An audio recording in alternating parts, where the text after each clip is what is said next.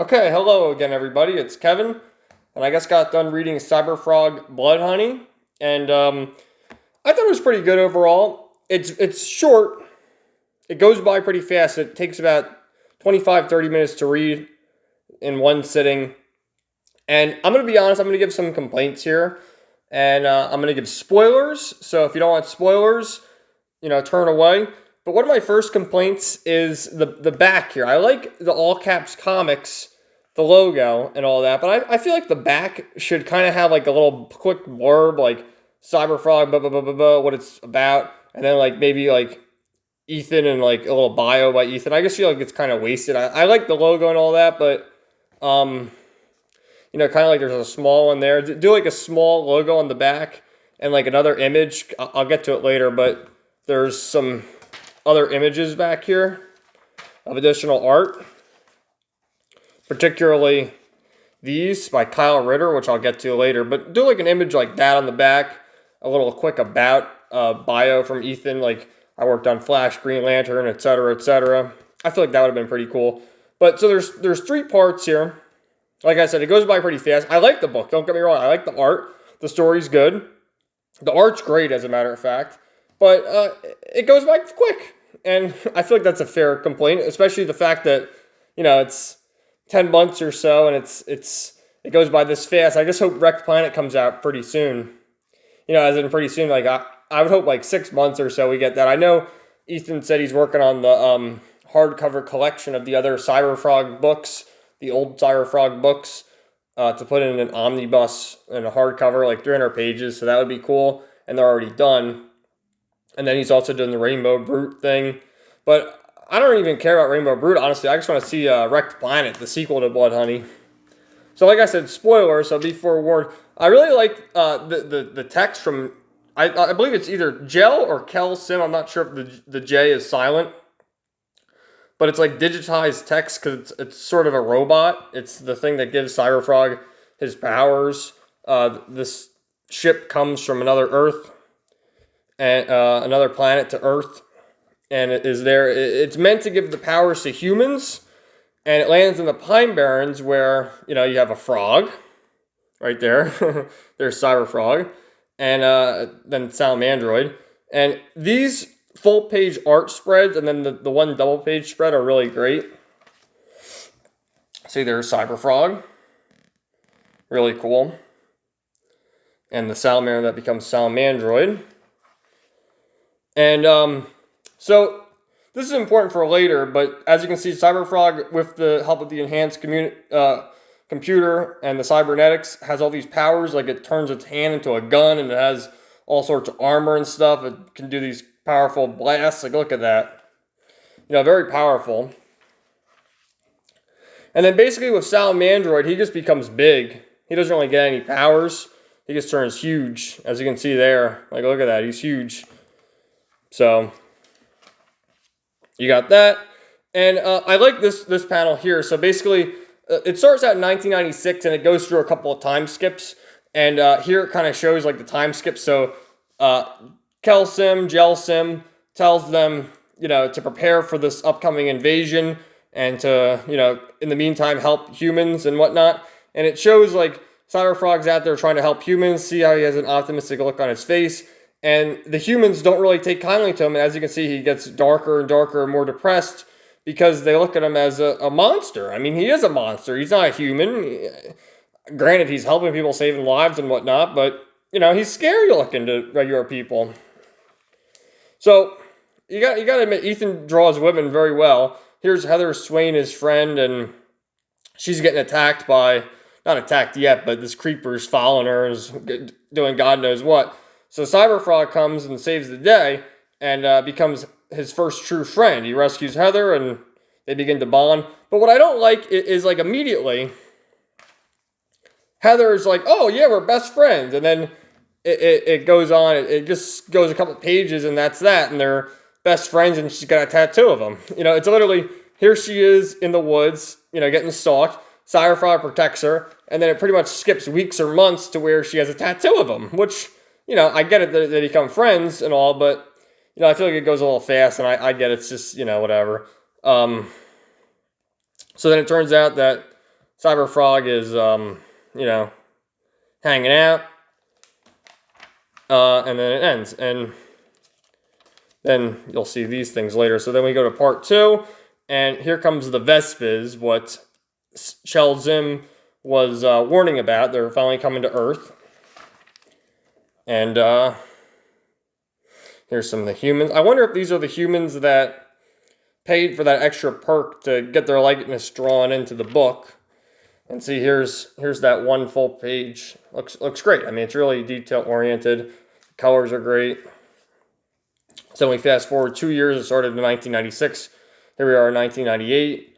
And so basically, you get this little plot point how Heather's using Chell Sim's battery that she gave half of her heart to just watch TV. So that's possibly weakened Chell Sim.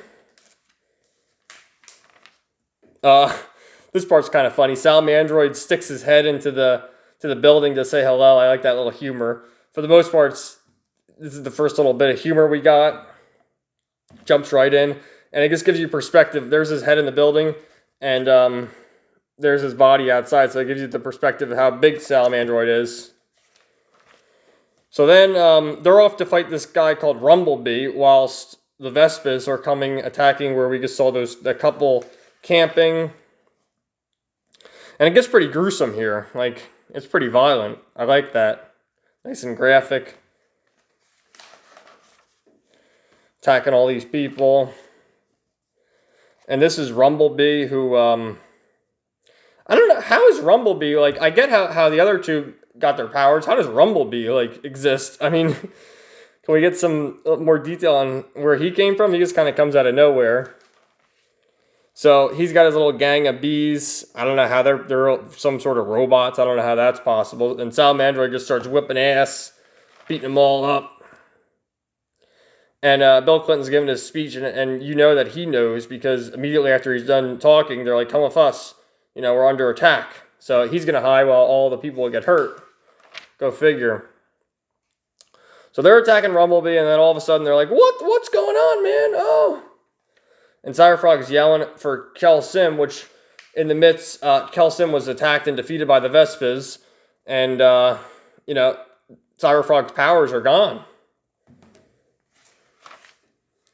And they battle the Vespers, but it's not enough. Looks like Salamandroid is overwhelmed.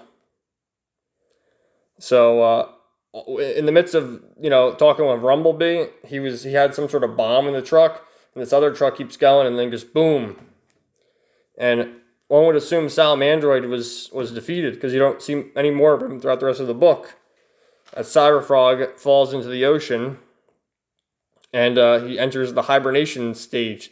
Mind you, that was 1998. So Cyberfrog awakens, and really the art for these sort of panels where there's no text or anything, it's really good. You just got to take a minute to appreciate it.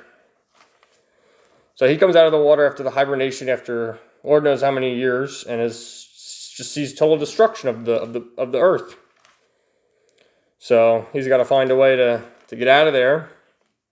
Meanwhile, we skip to the Pine Barrens, and you see this young girl who's told to wear red because the Vespers can't see red, which could be an interesting plot point for the future.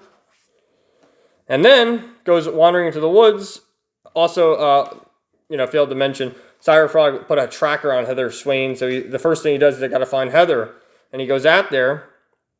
The little girl goes looking and finds and knows Cyberfrog, and then she says, "Mom, Cyberfrog is back." And once again, you see, like, Heather looks great there. And you know, obviously, great big time skip. You know, Heather was, I don't know, I want to say in her 20s when, you know, 1998 when she met Cyberfrog. So she has a daughter here, probably like 10 years old. So do we skip 15, 20 years? I don't know. So like I said, it just kind of ends. It goes by really quick. I liked it. I really did. I just wish that the development between Cyberfrog and Heather lasted a little longer. You know, it was like 2 or 3 pages and that's it. But aside from that, the art was great. Really enjoyed it. Here's some bonus materials. I guess Cyberfrog was created in 1993. Some bonus stuff. I really wanted to talk about You know, maybe this is how old Heather is, age 38. Kind of looks similar to that picture there. So, did we skip 20 years?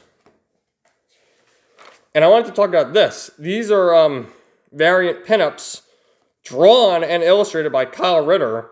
And let me just say, this looks great. And it makes me even more excited to see what Starblades is like by Kyle Ritter, which is coming out soon. I think it's still in demand on Indiegogo at the time this video goes up. And, you know, I don't want to push Easton down because I thought that his art in the book was good. But, man, I think this art is even better, which is saying a lot. So, overall, these are, you know, the color and just the black and white versions of all the covers. I liked it. I did. This is the cover for 1998. I believe for the $50 perk, which hasn't shipped. You know, he wanted to get these books out because it's been 10 months. And there was a bonus book, that 1998 bonus. So this is the cover for that, which is going to ship soon, I would hope. So maybe we'll get more exposition on Cyberfrog and Heather's relationship. But, you know, I liked it. I would give it, you know, a 7 or 8 out of 10. I thought it was good. It just makes me wanting more for Cyberfrog Wrecked Planet. And I feel like once all the books in the series, I believe Ethan said there was going to be 4 books altogether. When all 4 books are out and you can spend a day and just read all 4 at once, I feel like the story would be so much better. And this is a great start. It's short. I'm just going to complain about that it's short, and that the stuff with Cyberfrog and Heather, I could have been explained a little more and explored. So, what did you guys think if you read Cyberfrog Bloodhoney? Let me know in the comments, and I'll have another video coming out soon. Thanks. Bye.